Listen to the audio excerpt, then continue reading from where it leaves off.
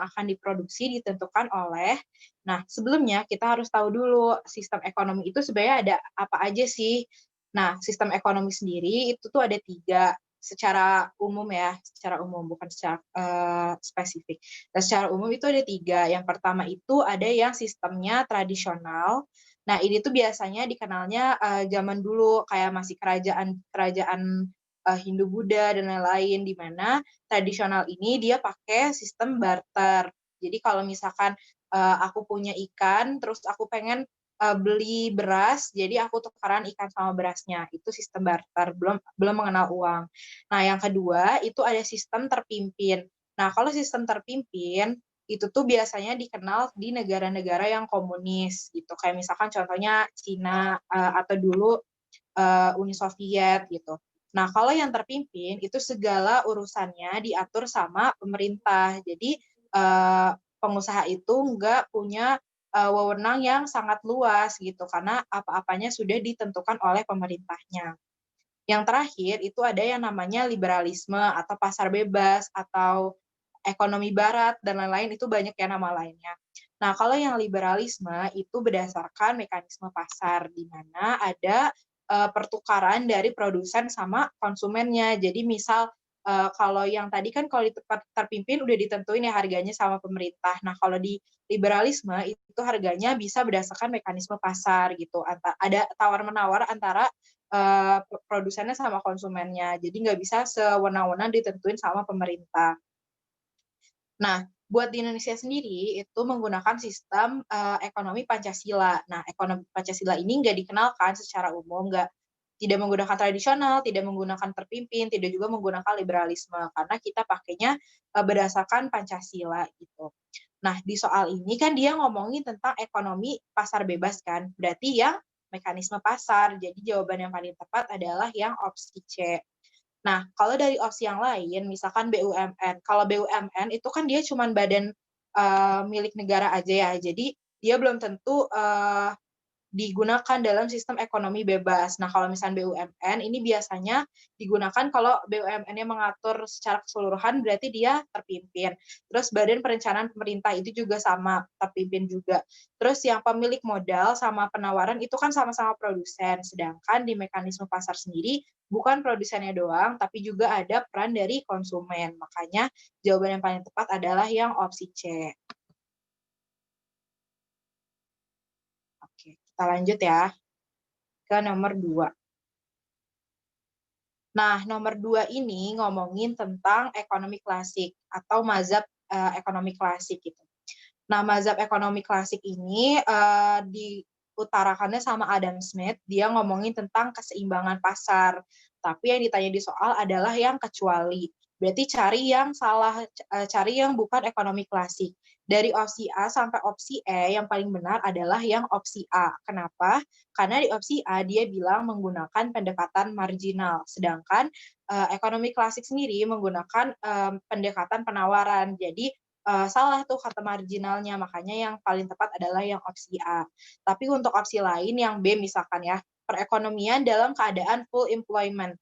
Nah, kalau untuk full employment itu tuh menyatakan bahwa suatu kondisi ekonomi nggak ada pengangguran. Kenapa? Karena semuanya itu punya pekerjaan gitu, ketatanegaraan ketenaga kerjaannya itu full gitu, semua orang pada bekerja. Nah, itu tuh biasanya di saat kondisi ekonominya sedang deflasi. Jadi dia nggak spesifik ngomongin tentang ekonomi klasik, karena mau ekonomi apapun, mazhab apapun, ya namanya deflasi dan inflasi itu pasti akan terjadi.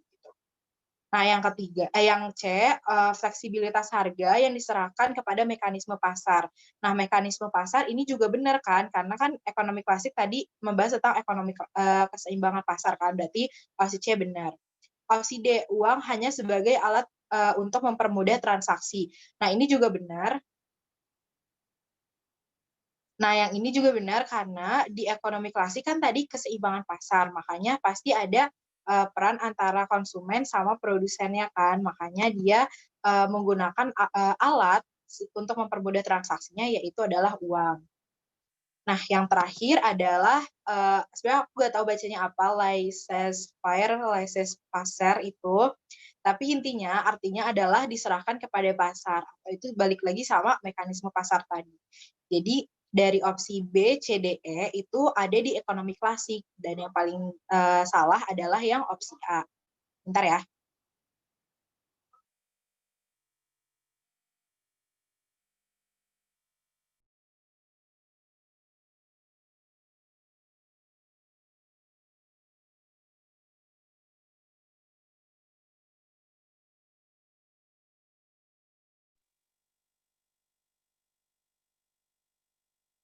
Nah, lanjut ke nomor 3.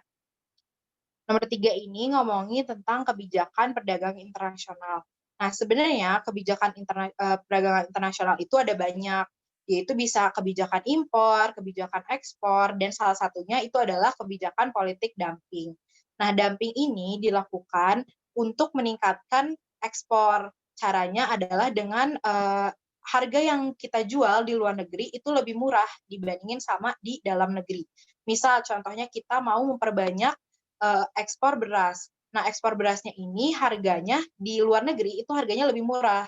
Biar apa? Biar banyak orang yang mau beli di luar negerinya, sedangkan di negaranya sendiri harganya lebih mahal. Itu namanya politik dumping. Jadi kita tinggal cari aja dari opsi A sampai opsi E yang kira-kira memenuhi pengertian tadi. Nah, di opsi A, menjual barang yang sama di dalam negeri lebih murah. Berarti salah kan? Karena harusnya di dalam negeri lebih mahal. Jadi opsi A salah.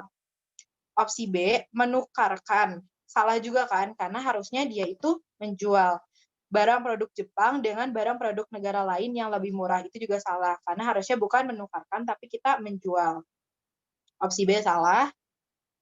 Opsi C, memberi barang dari negara lain yang lebih murah dibandingkan barang produksi sendiri. Ini juga salah, harusnya karena bukan membeli, harusnya kita menjual.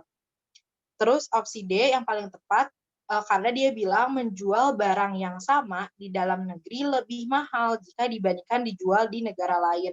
Makanya opsi yang paling tepat adalah D.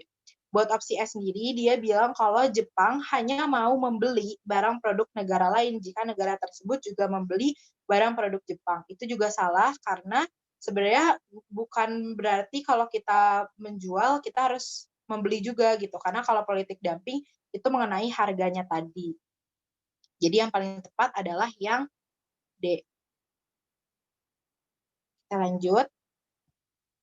Nah, nomor 4 ini selalu keluar nih dari paket 917 sampai sekarang 957. Bahkan kalau nggak salah sampai 967 pun keluar. Berarti kita harus hati-hati sama soal ini. Kira-kira mungkin bisa keluar lagi nanti di paket-paket selanjutnya, bahkan di tahun kalian ujian. Nah, ini tuh mengenai Gunting Syarifuddin, di mana dia itu salah satu jenis dari kebijakan moneter. Nah, Gunting Syarifuddin ini dia itu memotong nilai mata uang sebesar 50% gitu. Nah, memotong mata uang itu tuh di dalam kebijakan moneter disebut sebagai kebijakan Sunering. Jadi ini tuh udah termasuk soal yang mudah karena dia hanya based on pengertian doang gitu, yaitu adalah kebijakan Sunering. Nah, buat opsi lainnya, opsi A dan opsi A, B, D, dan E itu semuanya sebenarnya emang benar kebijakan moneter. Cuman dia bukan Gunting Syarifuddin, dia tidak memotong nilai mata uang. Nah, untuk opsi A, dia itu bilang kebijakan kredit selektif. Dan yang opsi B, kebijakan uang ketat. Ini tuh sama aja, cuma beda namanya doang. Tapi kebijakannya masih sama. Nah, tujuannya itu adalah untuk menurunkan JUB atau salah satu dari kebijakan moneter kontraktif. Nah, kebijakan moneter kontraktif ini tujuannya untuk mengatasi inflasi. Jadi dia bukan motong mata uang, tapi dia kebijakannya adalah ya kreditnya jadi lebih selektif, jadi nggak secara bebas dikasihkan kreditnya gitu. Nah, terus di opsi D itu dia bilang kebijakan cadangan kas. Nah, kalau kebijakan cadangan kas dia itu menentukan cadangan kas yang ada di bank. Jadi misalkan ditentuin 50 miliar dan lain-lain. Tujuannya biar jumlah uang beredarnya itu enggak semakin luas gitu. Jadi banyak uang yang tertimbun di banknya gitu. Itu untuk menurunkan JUB juga kalau misalkan kebijakan cadangan kasnya dinaikin. Tapi kalau diturunin berarti yang mengatasi deflasi gitu. Jadi yang opsi D sama opsi E itu bisa berlaku yang mengatasi inflasi maupun yang mengatasi deflasi, tergantung nanti dia mau digimanain cadangan kasnya gitu. Nah, yang di opsi terakhir yaitu adalah opsi E, politik diskonto. Dia itu termasuk juga kebijakan moneter yang mengatur tentang bunga. Jadi tingkat bunganya yang ditentukan dalam politik diskonto. Makanya yang paling tepat ngomongin tentang gunting syarifudin atau pemotongan nilai mata uang, itu yang paling tepat adalah kebijakan Sunring. Kita lanjut ke nomor 5. Ini juga selalu keluar dari 917 sampai sekarang 957. Ini ngomongin biaya produksi babnya. Nah, di sini tuh katanya ada 7 unit output, berarti quality-nya atau key-nya. Terus juga ada average total cost atau ATC atau AC, itu sama aja, sebesar 15.000. Terus juga ada fixed cost atau FC sebesar 35.000. Dan yang ditanya adalah average variable cost atau AVC. Nah, kita kan di sini ada banyak ya rumusnya. Nah, aku tuh punya cara cepat, namanya yang ini. Average kotak sama dengan kotak per key. Jadi, kalau misalkan kita mau cari suatu rumus, kita bisa pakai cara cepat ini. Caranya, misalkan nih, contohnya aku mau nyari AC ya tadi, ATC, atau AC sama aja ya. Nah, berarti kotaknya adalah TC-nya kan, atau cost-nya kan. Makanya kotaknya itu di atas jadi TC per key gitu. Terus kalau misalkan aku mau nyari average fixed cost, berarti jadinya fixed cost dibagi dengan key. Kalau misalnya mau nyari average variable cost, berarti variable cost dibagi dengan key. Nah, itu tuh selalu kayak gitu. Kalau ada depannya average-nya atau rata-ratanya. Nah, ya udah kita tinggal cari satu-satu dari atas. Dari atas itu dari AC-nya kan.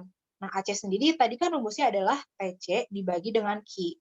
Nah, AC-nya kita tahu ada 15.000. Berarti 15.000 sama dengan 15.000 sama dengan TC dibagi dengan 7. Berarti TC-nya tinggal pindah ruas aja, 7-nya keatasin jadi kali. Berarti TC sama dengan 15.000 dikali 7, yaitu adalah 105.000. Kita udah tahu nih TC-nya berapa. Lanjut ke langkah yang selanjutnya, yaitu kita tahu kalau total cost itu adalah fixed cost-nya sama variable cost-nya, biaya tetap dan biaya tidak tetapnya, gitu kan. Itu disebut sebagai total cost-nya. Berarti tinggal kita pindah ruas lagi, 105.000 sama dengan 35.000 ditambah variable cost. Berarti variable cost-nya tinggal 105.000 dikurangi 35.000, yaitu adalah 70.000. Kita udah tahu nih variable cost-nya. Yang ditanya di soal adalah average-nya dari variable cost tadi. Nah, rumusnya adalah variable cost dibagi dengan key, makanya average variable cost sama dengan 70.000 dibagi dengan 7, yaitu adalah 10.000. Gitu. Nah, kalau soal hitungan gini, kalian lebih baik dikerjain ulang aja dan sering-sering latihan soal aja. Soalnya ini kan angka dan kaitannya sama matematika. Takutnya nanti salah hitung dan lain-lain, jadi harus hati-hati dalam mengerjain soal hitungan. Kita lanjut ya. Nah, ini juga nggak terlalu susah soalnya, termasuk ke dalam soal yang gampang, karena di sini tuh cuma nanya koefisien elastisitas permintaan atas barang. Nah, kita tahu kan kalau misalkan elastisitas itu rumusnya ada banyak banget. Ada yang pakai persentase, ada yang pakai P1 per Q1 kali delta Q per delta P, terus ada juga yang pakai turunan dan lain-lain. Itu digunakan sesuai dengan kebutuhan di soal. Nah, kita lihat dulu nih data di soalnya kira-kira apa yang digunakan. Di soal ini dia bilang ketika harga naik dari 100, berarti itu adalah P1-nya per satuan menjadi 110, berarti di situ price keduanya, permintaan atas barang tersebut turun dari 500, berarti Q1-nya menjadi 450 unit. Berarti itu adalah Q2-nya. Nah, berarti kita tahu di sini di data di soalnya itu ada P1, P2, Q1, dan Q2. Berarti kita langsung pakai rumus yang ada deltanya. Berarti yang ini, P1 per Q1 dikali dengan delta Q per delta P. Karena nggak dikasih tahu kan fungsinya seperti apa, terus gak dikasih tahu juga persentasenya, berarti kita pakai yang delta Q per delta P ini. Nah, caranya tinggal dimasukin aja P1-nya tadi price pertama yaitu adalah 100 dibagi dengan Q1 berarti kuantitas pertama yaitu 500 dikali dengan delta Q berarti Q2 dikurangi dengan Q1. Q2-nya 450, Q1-nya 500 berarti delta Q-nya minus 50. Terus dibagi dengan delta P. Delta P-nya berarti P2 dikurangi dengan P1. Berarti 110 dikurangi 100 yaitu adalah 10. Ya udah deh tinggal kita coret-coret aja kerjainnya. Yang nolnya yang di pertama aku coret ke bawah, terus 5-nya juga aku coret, terus 0 yang di belakangnya aku coret ke bawah juga. Jadi hasilnya adalah minus 1. Nah, di elastisitas sendiri itu tuh sebenarnya nggak dikenal minus atau positif karena semuanya dianggap mutlak gitu. Jadi kalau misalkan kita nemu hitungan yang hasilnya adalah negatif, berarti itu adalah koefisien elastisitas permintaan. Jadi kalau misal nih kita nemu hasilnya itu adalah 1, berarti dia koefisien elastisitas penawaran. Sedangkan kalau negatif dia yang permintaan. Tapi kalau ditanya angkanya itu berapa, sebenarnya itu hanya satunya aja. Jadi nggak dianggap minus gitu. Makanya di opsi ini nggak ada yang nilainya negatif kan. Semuanya positif karena minus 1 tetap dianggap 1 karena dia mutlak, tapi dia termasuk ke dalam elastisitas permintaan. Seperti yang diminta di soal yang ini. Gitu. Sekarang kita lanjut ke nomor 7. Nah, nomor 7 ini juga kalau nggak salah pernah keluar juga, aku lupa di paket nomor berapa, dia itu ngomongin tentang kurva permintaan. Terus kita dikasih tahu fungsinya, fungsi P-nya, fungsi price-nya. Nah, caranya adalah ini sebenarnya sama aja kayak ngerjain soal matematika. Kita cari titik potongnya, berarti P sama dengan 0 dan Q sama dengan 0. Nah, di sini kan fungsinya itu adalah min 1/3 ditambah min 1/3 Q ditambah 5, berarti kita tinggal cari aja P sama dengan 0 berarti Q-nya berapa, Q sama dengan 0 berarti P-nya berapa. Tinggal dimasukin aja. Kalau misalkan P sama dengan 0, berarti kita tinggal ganti P-nya jadi 0. Berarti jadi 0 sama dengan min 1/3 Q ditambah 5. Terus minus 1/3 Q-nya kita pindahin ke sebelah kiri jadi positif. Jadi 1/3 Q sama dengan 5, berarti Q-nya tinggal dipindahin ke atas jadi kali, maka Q-nya adalah 15. Sama dengan 0, berarti tinggal diganti aja Q-nya jadi 0. Berarti P sama dengan min 1/3 dikali 0, berarti 0, ditambah 5, maka P-nya adalah 5. Nah, kita dapat nih P-nya 5, Q-nya 15. Tinggal cari angka yang paling tepat dari kurva yang ada di opsi. Di opsi A itu angkanya 15 dengan 3. Berarti salah kan? Opsi B ini yang paling 15, berarti benar ya, sama kayak hitungan kita tadi. Terus opsi C itu 5 dengan 5, berarti salah ya, karena nggak ada 15-nya. Terus opsi D, dia minus 15 dengan 3, itu salah juga. Dan opsi terakhir adalah 15 dengan 3, itu salah juga karena 3, terus juga gambar kurvanya harusnya nggak gini kan, karena harusnya ke bawah gitu. Jadi udah pasti salah juga dari gambar kurvanya. Makanya paling tepat adalah jawabannya yang B, 5 dengan 15. Gitu. Jadi kalau misalkan kita disuruh cari menggambarkan suatu kurva, tapi kita dikasih tahu fungsinya, tinggal cari titik potongnya tadi, P sama dengan 0 atau Q sama dengan 0. Nanti kita dapat Q dan P-nya gitu. Kita lanjut ke soal selanjutnya, itu nomor 8. Nah, di sini tuh dia bilang kalau kenaikan harga barang X yang mengakibatkan turunnya pembelian barang Y. Kondisi ini menunjukkan bahwa hubungan antara X dan Y merupakan, nah di sini tuh kan hubungan barangnya adalah X sama Y. Berarti dia itu salah satu jenis dari elastisitas, namanya adalah elastisitas silang. Nah, elastisitas sendiri itu sebenarnya jenisnya ada 4. Yang pertama ada yang permintaan, yang kedua itu yang penawaran, yang ketiga itu yang silang, Dan yang terakhir adalah yang pendapatan. Nah, untuk yang permintaan dan penawaran, itu udah pasti barangnya harus sama. Jadi kalau dia ngomongin harga barang X, berarti akan mempengaruhi kuantitas dari barang X lagi. Kalau dia ngomongin harga barang Y, berarti kuantitasnya barang Y juga. Itu dia yang permintaan dan penawaran. Sedangkan untuk yang elastisitas silang, berarti yang jenis barangnya pasti beda antara barang X dan barang Y, antara barang A dengan barang B, antara barang Z dengan barang C, kayak gitu. Itu beda, makanya silang namanya. Dan yang terakhir adalah elastisitas pendapatan. Berarti kalau elastisitas pendapatan, yang dicari adalah hubungan antara pendapatan terhadap kuantitas suatu barang.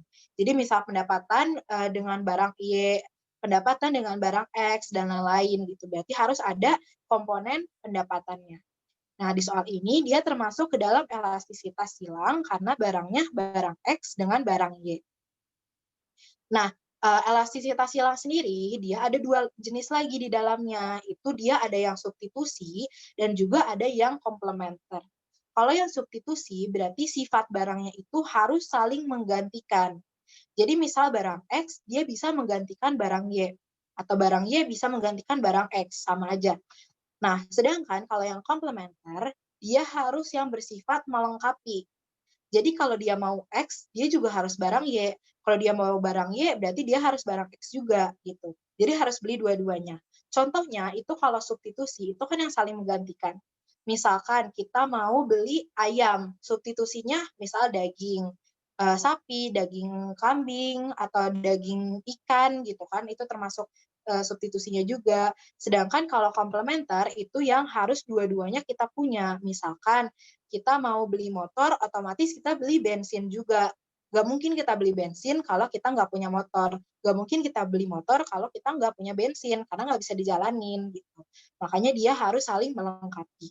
Nah, kalau misalkan dari dua jenis elastisitas silang tadi, kalau yang bersifat substitusi atau yang saling menggantikan, itu hubungannya positif antara barang X dengan barang Y.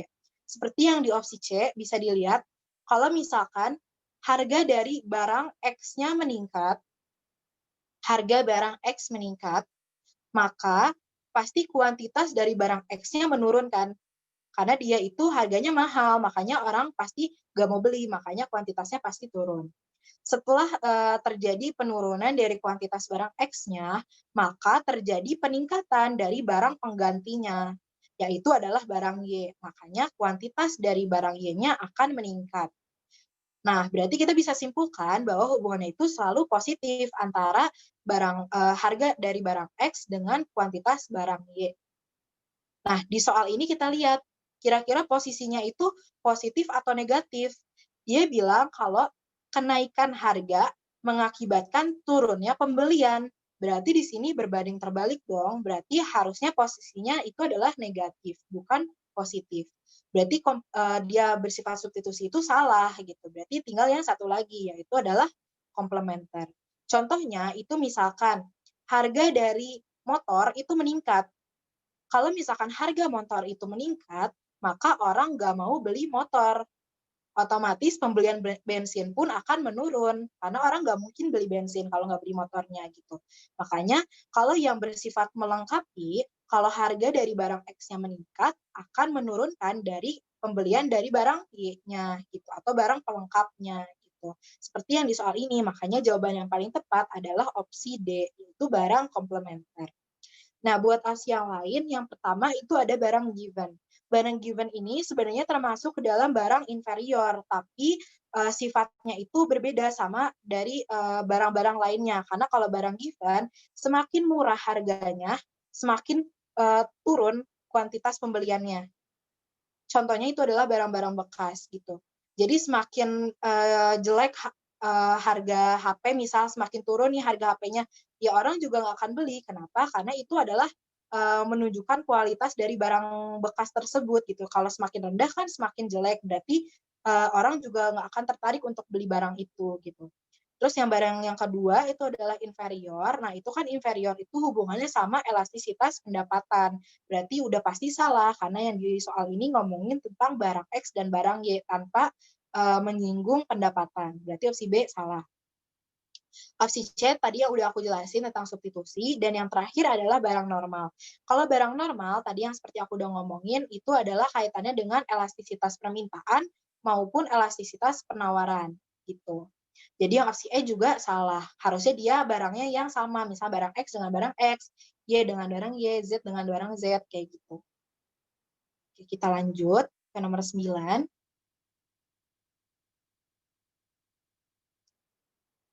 Nah, nomor 9 ini ngomongin tentang kurva titik impas atau disebutnya break even point atau BEP disingkatnya. Nah, di sini tuh dia bilang kalau jika perusahaannya itu menaikkan harga penjualan, maka yang terdampak dari kurvanya itu seperti apa perubahan di kurvanya. Nah, di sini kan kita nggak dikasih tahu ya elastisitasnya itu seperti apa. Apakah dia yang inelastis, apakah dia yang barang elastis, dan lain-lain. Berarti kita anggap kalau ini tuh adalah barang normal. Nah, kalau barang normal, kalau kita naikin harga sesuai dengan hukum permintaan, harga naik, kuantitas turun. Berarti kalau misalkan harga penjualannya dinaikkan, maka kuantitas penjualannya akan menurun. Nah, kalau menurun, maka pendapatannya atau penerimaan atau revenue-nya juga akan menurun.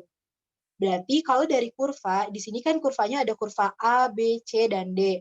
Nah, kurva A ini disebut sebagai revenue-nya atau pendapatannya. Terus yang di kurva B, dia disebut sebagai cost-nya atau biaya produksinya. Terus di opsi C itu adalah variable cost-nya, sedangkan opsi D itu adalah fixed cost-nya atau biaya tetapnya. Nah, berarti kalau misalkan kita ngomongin tadi penurunan penerimaan, maka kurva dari revenue-nya atau kurva A-nya, dia akan bergeser ke kiri.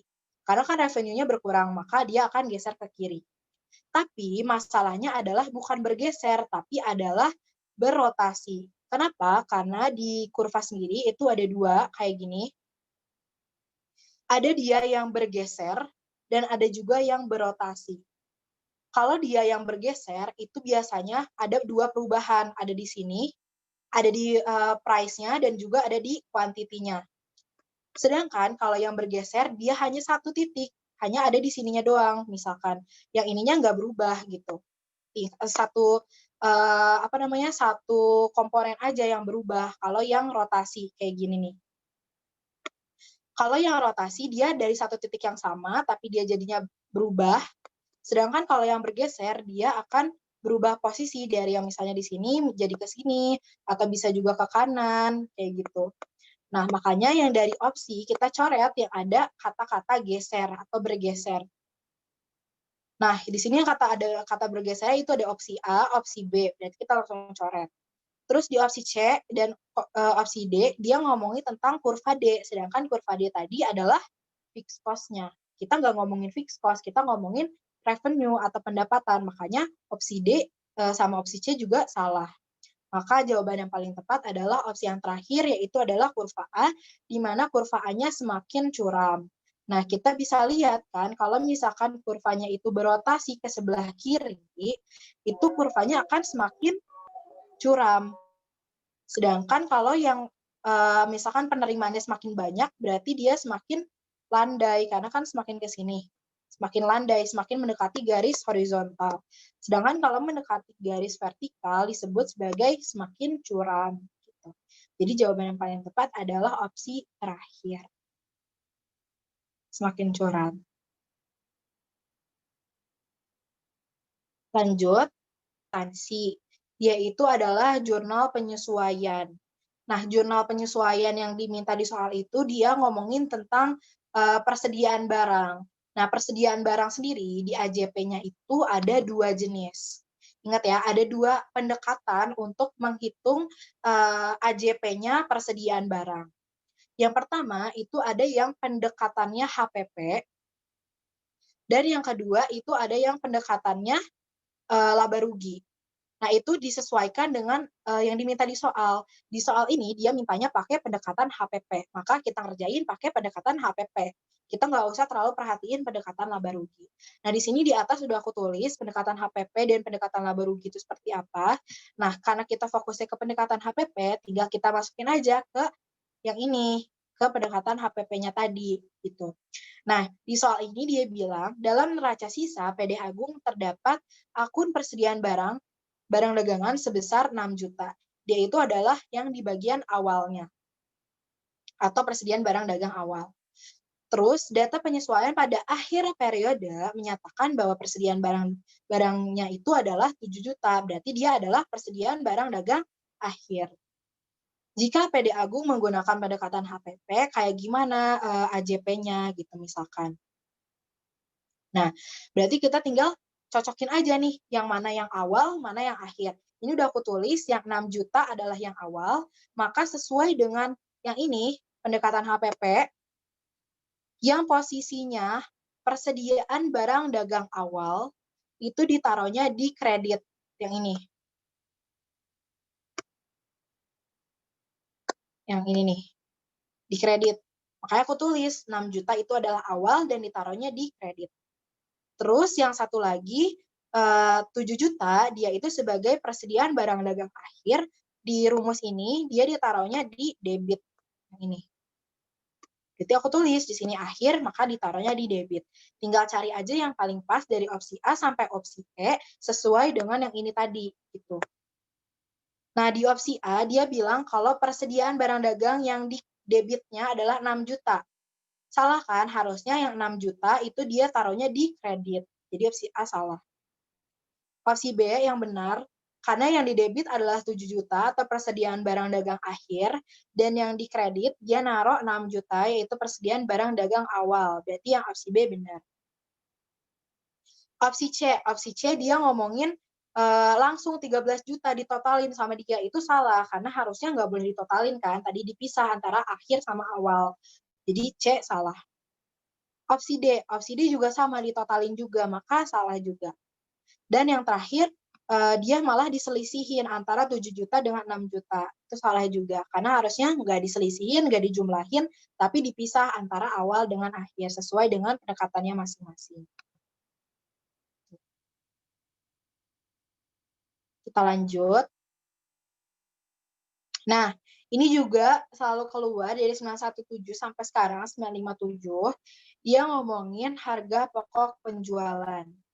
Harga pokok penjualan sendiri rumusnya itu adalah persediaan barang dagang awal ditambah dengan pembelian bersih dikurangi dengan persediaan barang dagang akhir.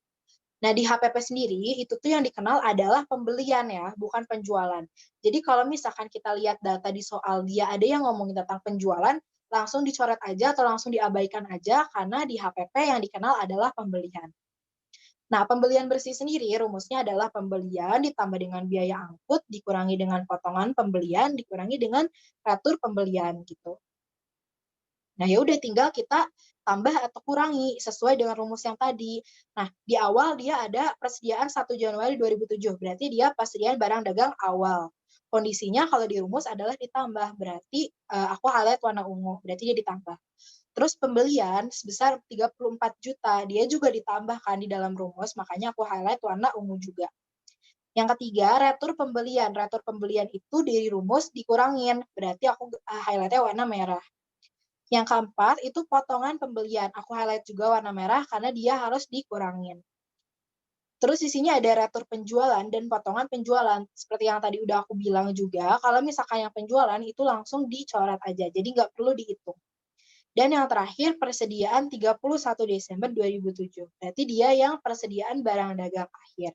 Dari rumus persediaan barang dagang akhir itu kondisinya dikurangi, makanya aku highlight warna merah. Nah, setelah ini tinggal yang ungu ditambahin, yang merah dikurangin. Totalnya itu jadi 26.700.000. Makanya jawaban yang paling tepat adalah yang opsi B gitu. Kita lanjut ke nomor 12. 12 ini ngomongin tentang kegunaan atau kepemilikan. Nah, di sini tuh ownership utility adalah kegunaan sebuah barang apabila dimiliki secara tepat oleh orang yang bisa memakainya. Nah, sebenarnya utility sendiri itu ada banyak, ada form utility, time utility, ownership utility, itu tergantung sama yang diminta di soal. Nah, di soal ini dia ngomongin tentang ownership, artinya adalah kepemilikan suatu barang yang berdasarkan dari siapa yang menggunakannya, siapa yang memilikinya.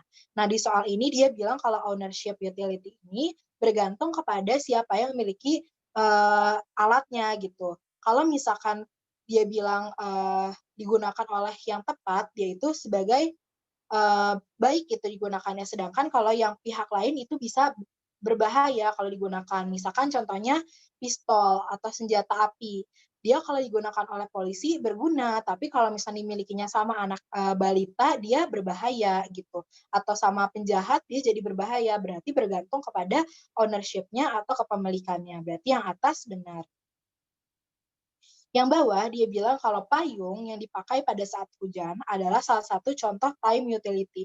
Nah, time utility ini kan bergantung kepada waktu tertentu digunakan barang tersebut. Nah, di sini dia ngomong payung digunakan saat hujan. Berarti yang dilihat adalah time-nya atau kegunaan secara waktu. Makanya yang bawah juga benar. Tapi yang atas dan bawah itu tidak berhubungan karena membahas kegunaan barang yang berbeda. Yang atas yang ownership, yang bawah yang time utility. Jadi jawabannya adalah B atau tidak berhubungan.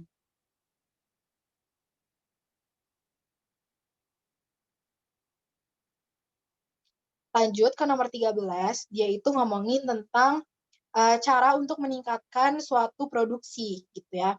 Nah, di sini tuh dia ngomongin tentang ekstensifikasi, tapi dia bilang pemberantasan pungutan liar yang dilakukan oleh berbagai instansi pemerintah adalah salah satu bentuk dari ekstensifikasi. Nah, pernyataan ini tuh salah, kenapa? Karena ekstensifikasi sendiri itu adalah usaha, pengusaha untuk memperluas produksinya, tapi dia, memperluas usahanya. Jadi misal cabangnya ditambahin, terus juga, misalkan kalau perkebunan, berarti perkebunannya dibuka lagi lahan yang baru, kayak gitu. Itu ekstensifikasi, karena memperluas usahanya.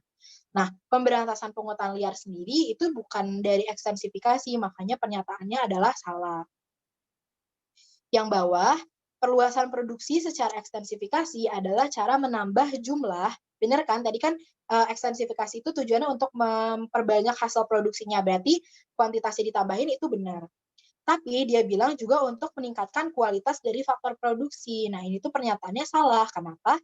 Karena kalau misalkan yang meningkatkan kualitas itu biasanya yang intensifikasi, bukan yang extend. Karena kalau extend kan dia membuka cabang baru, membuka lahan baru, sedangkan kalau untuk meningkatkan kualitas dari faktor produksinya dilakukan intensifikasi. Misalkan digunakan bibit unggul gitu.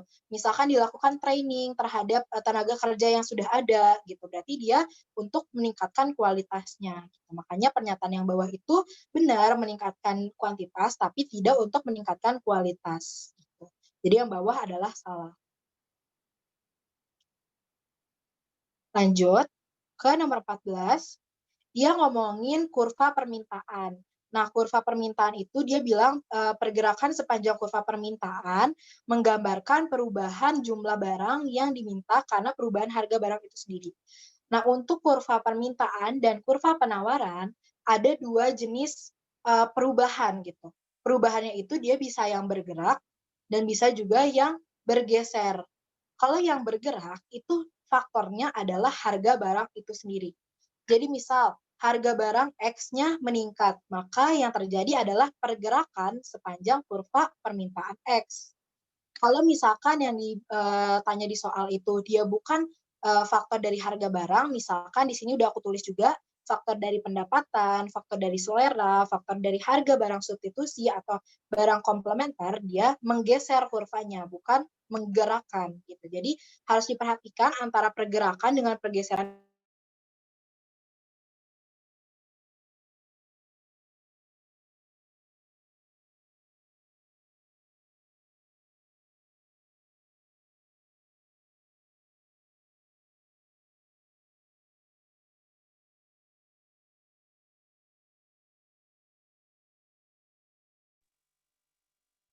Oke, tadi club mute-nya sampai mana dari mana ya? Jadi kayaknya kepencet.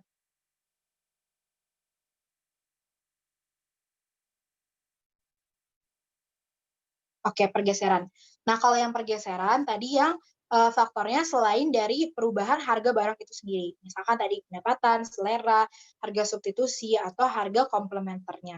Nah, di soal ini kan dia bilang kalau pergerakan itu faktornya karena harga barang itu sendiri, maka pernyataannya adalah benar yang atas.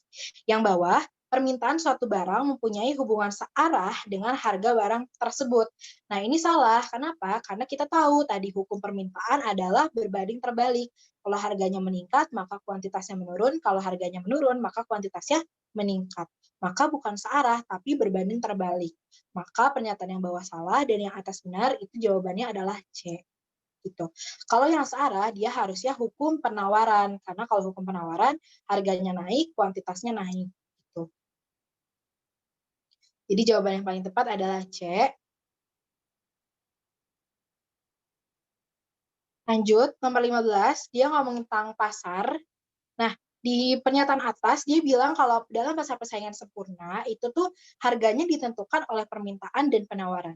Nah, buat pasar sendiri itu tuh sebenarnya ada dua jenis. Secara keseluruhan tuh sebenarnya cuma ada dua jenis. Yang pertama dia yang pasar persaingan sempurna dan yang kedua adalah pasar persaingan tidak sempurna. Sedangkan pasar persaingan tidak sempurna ini ada banyak lagi jenisnya, ada monopoli, oligopoli, monopolistik, dan lain-lain. Nah, untuk pasar persaingan sempurna, itu tuh dia tidak ada dominasi antara para penjualnya. Jadi semua bisa bersaing secara sehat, karena harganya itu ditentukan oleh mekanisme pasarnya. Jadi misal contohnya ya, kalau kita yang pasar persaingan tidak sempurna atau monopoli, misal VOC menentukan harga, cengkeh itu sekian. Kalau misalkan, harga dari pengusaha pribumi itu sebenarnya murah, ya nggak apa-apa karena mereka itu melakukan monopoli.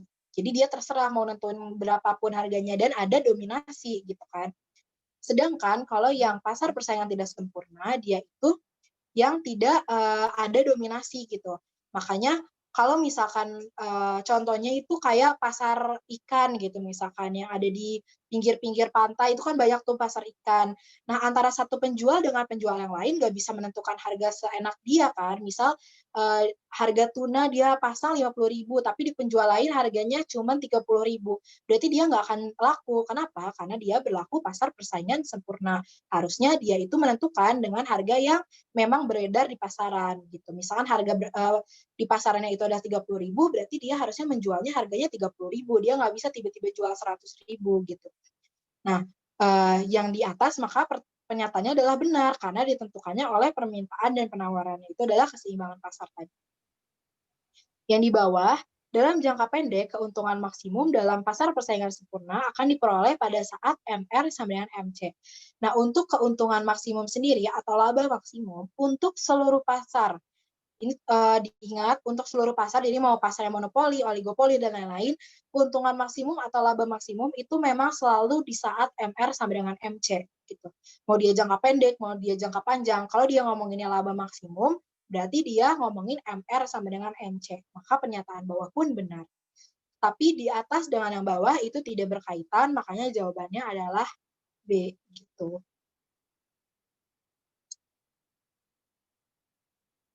Lanjut ke nomor 16. Nomor 16 ini dia bilang kalau banyaknya jumlah uang beredar dalam perekonomian dapat menyebabkan inflasi. Nah, sebelumnya kita harus tahu dulu inflasi itu sebenarnya kondisi apa sih? Kondisi perekonomian seperti apa yang dikatakan sebagai inflasi. Inflasi itu dikatakan sebagai kondisi inflasi kalau misalkan jumlah uang beredarnya itu terlalu banyak. Jadi, uang beredarnya terlalu banyak, maka, akan menurunkan daya tukar dari, uang tersebut gitu, makanya disebut sebagai inflasi. Sedangkan kebalikannya itu adalah deflasi, di mana jumlah uang beredarnya terlalu sedikit, makanya dikatakan deflasi gitu. Makanya di atas ini benar penyataannya, karena banyaknya jumlah uang beredar ini, dia itu menyebabkan, inflasi gitu, dapat menyebabkan inflasi, makanya yang atas benar. Yang bawah, tugas BI sebagai bank sentral adalah mengendalikan tingkat inflasi dengan mengatur, jumlah uang beredar. Nah, jumlah uang beredar sendiri itu bisa diatur oleh 2 kebijakan. Yang pertama itu adalah kebijakan fiskal yang datangnya dari pemerintah, dan yang kedua adalah kebijakan moneter yang datangnya dari, bank sentral atau dari BI. JUB itu adalah jumlah uang beredar. Nah, berarti kita, bisa simpulkan yang bawah itu benar, karena tugas BI sebagai bank sentral adalah mengendalikan inflasi dengan mengatur JUB, dengan melakukan kebijakan moneter, gitu. Jadi intinya untuk mengatur JUB tadi bisa fiskal dari pemerintah dan bisa juga moneter, datangnya dari tugas BI. Gitu. Jadi yang atas dan bawah benar, tapi tidak berkaitan, makanya jawabannya adalah B. Bisa kok nanti pembahasannya bakal di-share. Nanti deh teman-teman bersinar boleh tolong dikasih linknya aja ya di chat box-nya, biar bisa diakses sama teman-teman semua. Nah lanjut ke nomor 17, dia ngomongin tentang investasi. Nah investasi sendiri, dia nanti dikasih ya sama teman bersinar linknya. Di teman-teman bersinar boleh tolong dikasih aja linknya ya di chat box. Nah investasi ini dia ada dua investasi. Yang pertama itu adalah investasi otonom, dan yang kedua adalah investasi terimbas. Bedanya apa? Kalau yang investasi otonom, dia itu tidak memperhatikan tingkat pendapatan nasional. Sedangkan kalau yang investasi terimbas, itu memperhatikan tingkat pendapatan nasional. Biasanya kalau yang investasi terimbas itu yang tujuannya itu untuk mencari keuntungan, untuk mencari laba, untuk mencari pemasukan. Dia pakai investasi terimbas. Sedangkan kalau investasi otonom itu tujuannya untuk kesejahteraan masyarakat. Nah, yang ditanya di soal adalah berikut yang termasuk investasi otonom. Jadi aja dari opsi dari opsi 1 sampai opsi 4, kira-kira mana yang dia tidak memperhatikan tingkat pendapatan nasional dan tujuannya untuk kesejahteraan masyarakat, bukan untuk mencari keuntungan. Yaitu adalah opsi 1, 2, dan 3. Kenapa? Karena opsi 1, pengembangan saluran irigasi. Irigasi untuk kesejahteraan masyarakat kan, untuk benar. Yang kedua, impres desa tertinggal. Impres desa tertinggal ini biasanya itu berupa pembangunan desa-desa tertinggal yang biasanya di pelosok, itu juga untuk kesejahteraan masyarakat. Yang ketiga, pembangunan bendungan itu juga sama untuk kesejahteraan masyarakat. Dan yang terakhir, pembangunan hotel, dia tidak termasuk ke dalam investasi otonom karena hotel sendiri itu tujuannya untuk mencari keuntungan kan. Berarti harusnya yang hotel itu dia termasuk ke dalam memperhatikan tingkat pendapatan tadi. Jadi yang paling tepat adalah 1, 2, 3 atau opsi A. Tuh. Lanjut ke nomor 18, ini ngomong kebijakan moneter lagi. Tadi kan seperti udah ada aku sempat singgung juga, kalau misalnya kebijakan moneter ini dilakukan oleh BI. Nah, bentuk kebijakannya juga ada banyak kan, seperti yang tadi udah dibahas di soal-soal awal, dia bisa berupa kredit selektif, dan lain-lain gitu. Nah, yang di soal ini dia ngomongin tentang rasio cadangan wajib minimum. Nah, kalau rasio cadangan wajib minimum berarti yang digunakan adalah ditentukannya rasio tertentu uang ke masyarakat gitu. Ditentuin kira-kira berapa sih cadangan kas yang harusnya bank umum itu pegang, itu tuh ada berapa gitu harusnya. Nah, itu dia diatur dalam rasio cadangan wajib minimum. Nah, berarti dampaknya apa kalau misalkan dilakukan rasio cadangan wajib minimum? Kita lihat dari opsi 1, jumlah cadangan devisanya berkurang. Salah dong, karena kan harusnya dia meningkat gitu. Berarti yang 1 salah. Opsi 2, kemampuan bank menciptakan kredit berkurang. Benar kan? Karena kalau misalkan ditentukan ya tingkat cadangan kas tertentu, berarti kemampuan bank untuk menyalurkan uang atau kreditnya juga akan berkurang. Jadi opsi 2 benar. Opsi 3, dana menganggur bertambah. Nah, kita harus tahu nih, dana menganggur tuh sama nggak sih sama cadangan devisa? Nah, ternyata dana menganggur dengan cadangan devisa itu beda. Kalau misalnya cadangan devisa itu berarti uang yang ada di bank, sedangkan kalau dana menganggur itu tuh biasanya akibat dari tidak tepatnya RAPBN. Jadi misal harusnya RAPBN tahun ini digunakan dana sebesar 1 triliun misalkan. Tapi karena tidak tepat penggunaannya, misalkan jadi lebih gitu, misalnya jadi 2 triliun, atau bisa juga dananya jadi menganggur kalau misalkan pelaksanaannya itu nggak berhasil gitu. Misalkan harusnya RAPBN-nya itu ada 1 triliun, tapi kita lagi pandemi sekarang, jadi banyak pembangunan yang terhambat gitu. Makanya pasti dananya juga banyak yang menganggur karena tidak digunakan. Misalkan jadinya cuma 500 miliar gitu misalkan. Berarti ada dana yang menganggur. Yang opsi 3 salah karena dia tidak menunjukkan inflasi maupun deflasi. Dan yang terakhir itu adalah uang beredar. Jumlah uang beredar itu tadi berkaitan dengan inflasi dan deflasi. Makanya yang opsi 4 juga benar. Jadi opsi yang tepat adalah 2 dan 4 atau jawabannya adalah C. Gitu.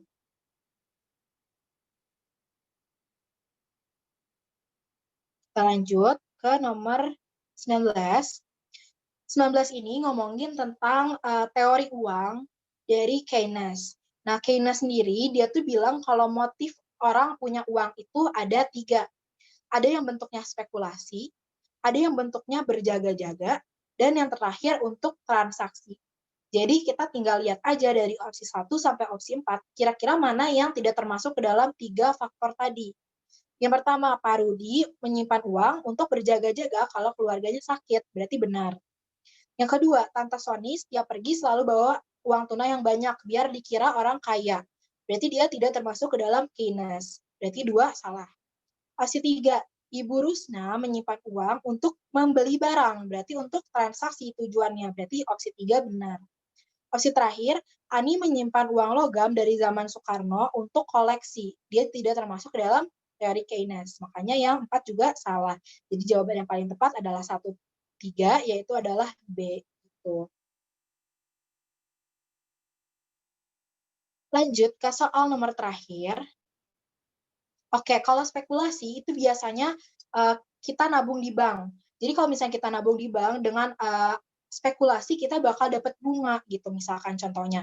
Kalau kita semakin banyak menabung, semakin banyak juga uang kita karena bunganya bertambah misalkan. Nah, berarti dia spekulasi gitu. Terus bisa juga menanamkan modal kita di perusahaan dengan membeli saham gitu. Berarti kita juga menggunakan uang tersebut untuk spekulasi karena siapa tahu uangnya bisa bertambah gitu. Kayak gitu, itu spekulasi. Nah, soal yang terakhir itu kebijakan moneter lagi, katanya, sebenarnya kebijakan moneter yang dilakukan oleh bank sentral itu dia mengatur apa sih, gitu. Nah, dari opsi 1 sampai opsi 4 ini benar, karena yang pertama itu mengatur tingkat bunga bank. Kalau tingkat bunga bank berarti dia termasuk ke dalam politik diskonto tadi, gitu. Berarti yang 1 benar. Yang kedua, jual beli surat berharga. Ini benar juga karena salah satu jenis dari kebijakan moneter itu ada yang namanya operasi pasar terbuka, di mana bank sentral ini melakukan jual beli antara surat berharga negara. Gitu. Yang ketiga itu jumlah uang beredar. Udah pasti yang namanya kebijakan moneter itu untuk mengatur JUB gitu. Jadi opsi 3 pun benar. Yang terakhir, batas cadangan minimal perbankan atau tadi cadangan wajib minimum atau yang nama lainnya juga cadangan kas minimum dan lain-lain gitu. Berarti yang opsi 4 pun benar. Makanya dari opsi 1 sampai opsi 4 ini adalah benar. Jadi jawabannya adalah E gitu. Dan bahasannya udah beres dari 957, 2009 dari nomor 1 sampai 20. Kalau misalnya teman-teman ada pertanyaan, boleh banget on mic atau langsung ditanyain di chat aja. Kak, aku mau nanya, Kak. Boleh. Yang nomor 15 kenapa jawabannya B ya? Kenapa dia tidak berhubungan? Oke, nomor 15 ini, dia itu kan yang di atas ngomongin tentang pasar persaingan sempurna itu pengertiannya gimana ya, harganya itu didapatkan dari apa gitu, pasar persaingan sempurna. Didapatkan dari mekanisme pasar. Tapi kalau yang bawah dia ngomongin tentang keuntungan maksimumnya. Jadi enggak, yang bawah itu bukan alasan dari pernyataan yang di atas, makanya nggak saling berhubungan. Walaupun konteksnya itu sama-sama ngomongin pasar persaingan sempurna, tapi karena tidak berhubungan atau tidak saling berkaitan, tidak saling memberi alasan sebab akibat, makanya jawabannya adalah B. Gitu. Oke, makasih Kak.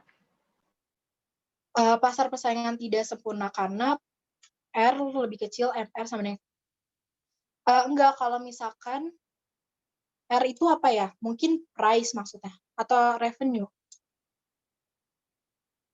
Sebenarnya kalau misal untuk pasar persaingan tidak sempurna itu kurvanya hampir sama semuanya. Bedanya itu paling di monopolistik gitu.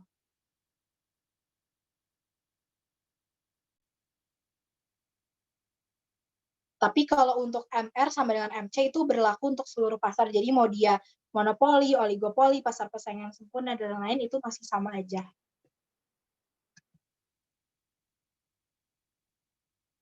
Oh, price. Iya, price benar kalau di pasar persaingan tidak sempurna itu price-nya lebih kecil daripada MR-nya. Tapi dia bukan cuma di oligopoli, tapi dia berlaku untuk semua juga gitu. Nomor 18. Oke. Nah, tadi nomor 18 ini kan tentang rasio cadangan wajib minimum yang dinaikkan. Nah, kalau misalkan cadangan kasnya itu dinaikin, berarti dia sedang mengalami inflasi, gitu, sedang mengatasi inflasi atau moneternya kontraktif. Nah, ya udah, dampaknya tuh apa kalau misalkan cadangan kasnya itu dinaikin? Dampaknya yang pertama itu jumlah cadangan devisanya berkurang, ini salah, karena harusnya cadangan devisanya harusnya meningkat. Karena kan cadangan wajibnya jadi meningkat kan tadi rasionya, berarti harusnya cadangan devisanya pun meningkat.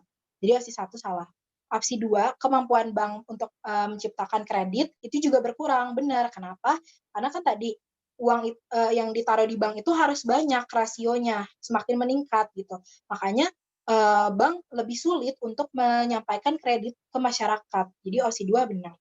Opsi 3, dana menganggur bertambah. Nah, dana menganggur ini beda sama cadangan devisa, karena kalau dana menganggur itu biasanya karena penggunaan kebijakan RAPBN-nya kurang tepat, misalkan terhambat pembangunannya, jadi dananya tidak terpakai, makanya jadinya dana menganggur. Sedangkan yang opsi terakhir itu jumlah uangnya berkurang, jumlah uang beredarnya berkurang, itu benar. Kenapa? Karena tujuan dari mengatasi inflasi kan tadi, inflasi itu kan kondisi JUB-nya terlalu banyak. Berarti kalau kita mengatasi inflasi tujuannya emang untuk mengurangi JUB. Jadi opsi 4 juga benar. Jadi jawabannya adalah 2. Nomor 10. Nah, nomor 10 ini tinggal dimasukin aja sesuai dengan pendekatan yang diminta di soal. Diminta di soal ini dia pakai yang pendekatannya HPP, makanya kita pakai yang udah aku tulis di atas ini yang pendekatan HPP. Nah, tinggal kita lihat aja, ini kan 6 jutanya persediaan barang dagang awal. Berarti kita lihat dari pendekatan HPP yang persediaan barang dagang awal itu posisinya ada di kredit. Makanya harusnya 6 juta ditaruhnya di kredit. Sedangkan yang 7 juta dia adalah persediaan barang dagang akhir, berarti ditaruhnya di debit, seperti yang ditulis di atas tadi. Nah, kita tinggal cari deh yang 6 jutanya ada di kredit dan yang 7 jutanya ada di debit. Opsi yang paling tepat adalah yang opsi B gitu. 7 jutanya ada di debit, 6 jutanya ada di kredit. Nomor 5.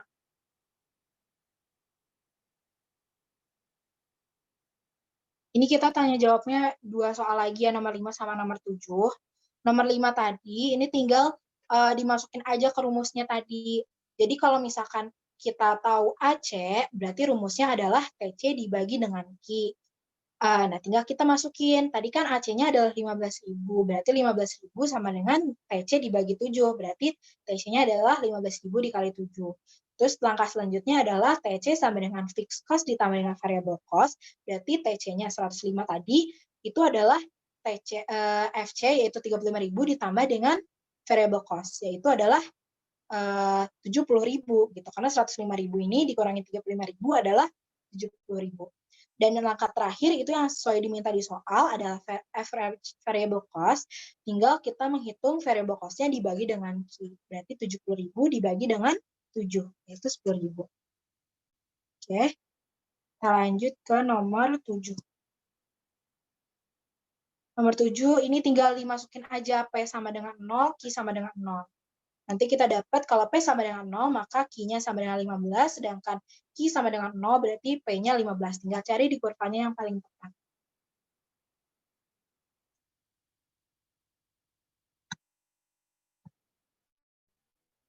Terakhir deh di nomor 9, bagaimana cara menentukan garis-garis, kenapa garis A revenue. Itu tuh udah pasti, kalau yang namanya kurva, itu nggak bisa kita tentuin sendiri. Jadi, kalian bisa cari di Google, namanya adalah kurva titik impas, seperti yang ditanya di soal, bentar ya, nomor 9. Di sini nih, dia bilang kurva titik impas, berarti kalian tinggal cari di Google, kurva titik impas, atau break even point, atau BEP. Nah, itu tuh udah pasti bentuknya kayak gitu. Jadi, nggak bisa kita tentuin kurva C adalah revenue, kurva D adalah cost, nggak bisa, karena itu udah pasti kayak gitu. Nah, pertanyaannya udah sampai sini aja, jadi pembahasan soalnya udah selesai. Kalau misalnya masih ada yang belum paham, boleh banget buat dikerjain ulang, dan tonton ulang lagi pembahasan yang ada di YouTube-nya Bersinar. Kalau misalnya ada yang bisa on cam, boleh banget on cam buat kita dokumentasi dulu ya.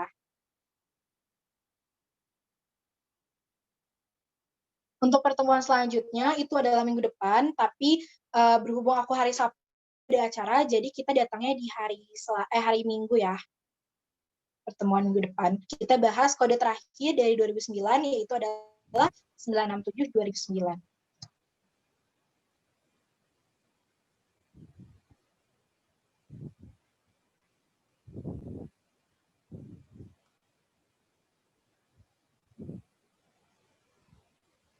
Udah belum, Min? Tunggu bentar lagi aja, takutnya ada yang... Yeah. Ini recordnya aku matiin ya.